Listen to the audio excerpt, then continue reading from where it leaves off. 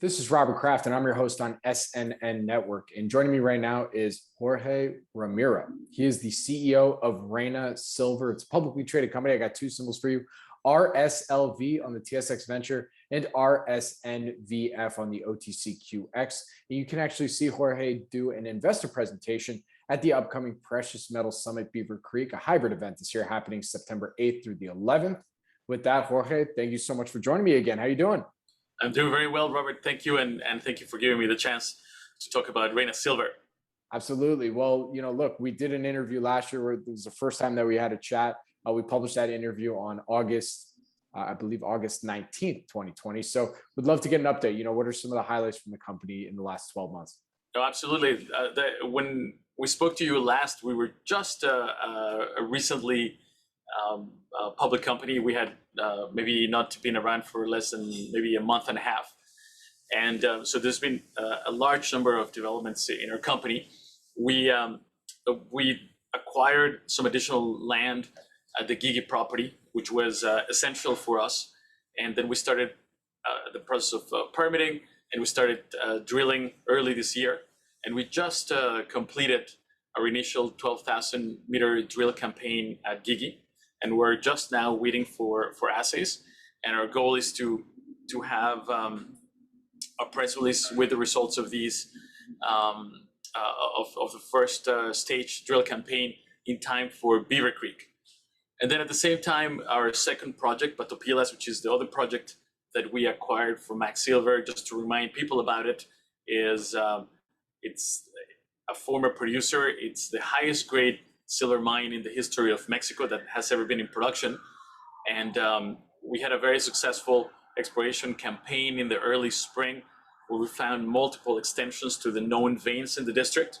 And we're at the moment in the initial stages of a 10,000 meter drill campaign.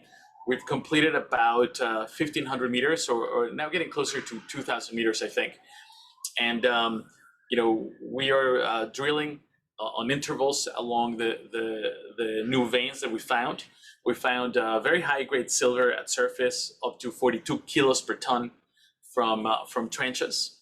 And so we're really just drilling underneath those veins that are coming to surface. And we will also have results for that drill campaign. In that case of Batopilas, we will, as we're drilling along a known vein, we're going to be just releasing them, probably in 1,000 to 2,000 batches from now until the end of the year. And then at Medicine Springs, which is our third project in Nevada, we're actively exploring.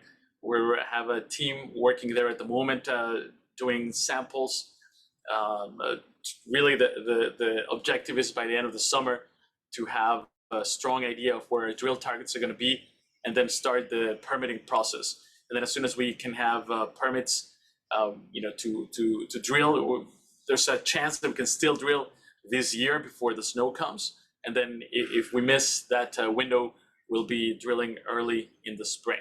So those are the main updates on the company. Obviously, we will be publishing the first stage of drilling at Guigui, but the idea is to keep drilling. We're going to keep the two rigs that we have at Guigui drilling. As a matter of fact, they're already about to get started with the next set of targets.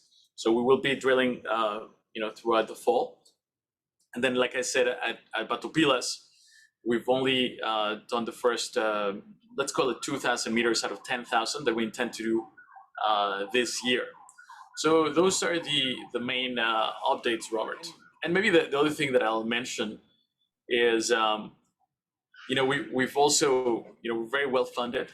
As of end of last quarter, we had just about 14 million Canadian.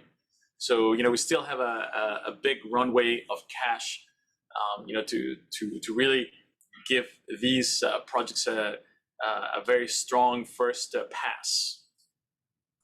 So Jorge, I mean, you already pretty much answered my next question when I was thinking about value catalysts and stuff moving forward for the rest of this year going into 22. So it sounds like the primary objective is drilling where you can, right? Yeah, and maybe one additional color that I can give about our drilling is really the intention of this first stage of drilling is to establish the size potential of the two projects.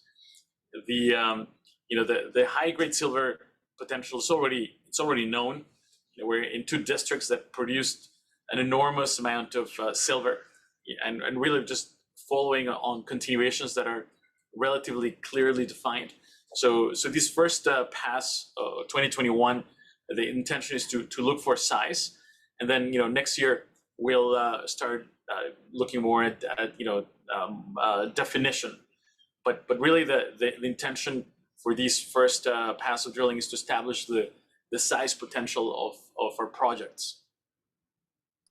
Very good. So then what would you say, I mean, you kind of, again, alluded to my next question already a little bit, but what would you say is the one thing you would want investors to understand better about Reyna Silver going into the rest of 2021, going into 2022? Yeah, no, I think that the main thing that I would invite you to understand is, what we're looking for in our company specifically are really large targets. And, in the case of Guigui, it's a district that has produced 500 million ounces of silver, and it's a CRD, carbonate replacement deposit system, and the heart of the system has never been found.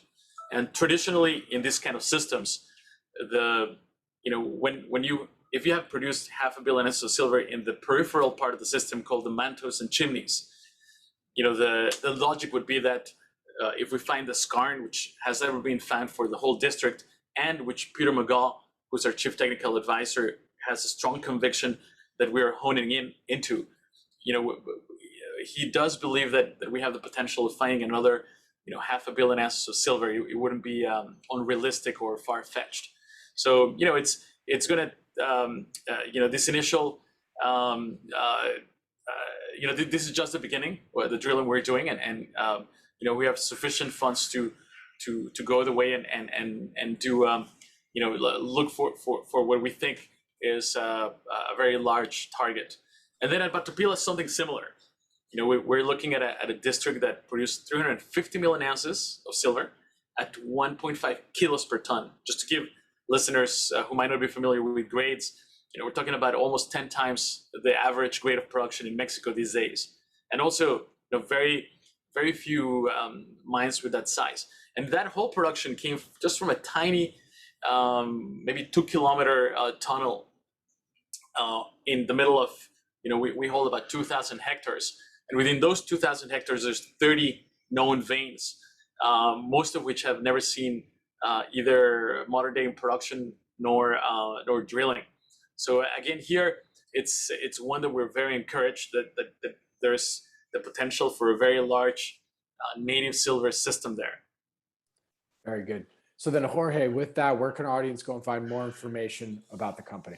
Yeah, so one thing that I would recommend is if you go to our media section of reynasilver.com, we've actually posted a site visit of Guigui and a site visit of Medicine Springs, where Peter McGaw, they're about 15 minutes long, and Peter McGaw walks investors as if though it was a real site visit, the concept of the project and some of the areas of interest. I think that's a great way to really understand the company and the projects a little bit better. We're in the works of producing a video with a site visit for Batopilas, which should be up in the website soon. But I would say that's the best place to go and learn more about the company. Very good. Well, Jorge, thank you so much for joining me today. I really do appreciate it. Good luck. Stay safe. I look forward to our next update. Thank you very much. Thank you. Again, my name is Robert Kraft, and I'm your host on SNN Network, and we're a proud media sponsor for the upcoming Precious Metal Summit Beaver Creek hybrid event this year, happening September 8th through the 11th. Jorge will be there giving an investor presentation, and thank you all for watching.